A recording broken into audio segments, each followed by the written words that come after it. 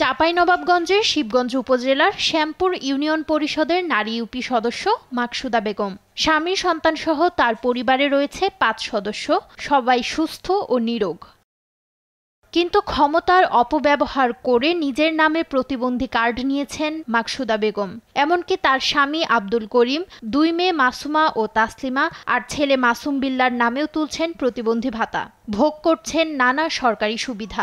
সুস্থ মানুষকে প্রতিবন্ধী বানাইছে, এটা সে মানুষের সাথে যে একটা প্রতারণা করেছে, এই প্রতারণা করার জন্য তার সরকারিভাবে অবশ্যই দৃষ্টান্ত শাস্তির দাবি জানাচ্ছি। মাকসুদা মেম্বার নেই প্রতিবন্ধী সেজে তাদের নিজের পরিবারের নামে অনেকগুলো কার্ড বানিয়েছে, কিন্তু এটা আমাদের জন্য খুবই দুঃখজনক।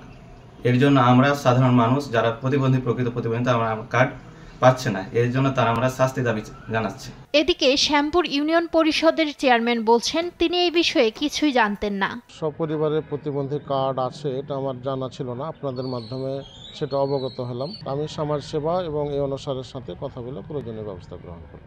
কার্ড তৈরির অনিয়ম খতিয়ে দেখবেন বলে জানালেন শিবগঞ্জ উপজেলার সমাজসেবা কর্মকর্তা। যদি তারা সঠিক প্রতিবন্ধী হয় তাহলে তো কোনো অসুবিধা নেই, যদি এর মধ্যে কোনো ব্যত্যয় ঘটে থাকে তাহলে বিষয়টি তদন্ত সাপেক্ষে আমি অবশ্যই ব্যবস্থা গ্রহণ করব। তদন্তে অভিযোগ প্রমাণিত হলে কঠোর ব্যবস্থা নেওয়ার কথা জানিয়েছেন উপজেলা নির্বাহী কর্মকর্তা।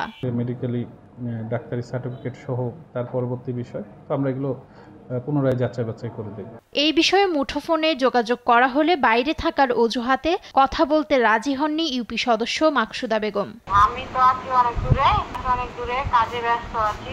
এমন জালিয়াতি করে প্রকৃত প্রতিবন্ধীদের অধিকার ক্ষুণ্ণ করায় অভিযুক্ত নারী ইউপি সদস্যের কঠোর শাস্তির দাবি সচেতন মহলের।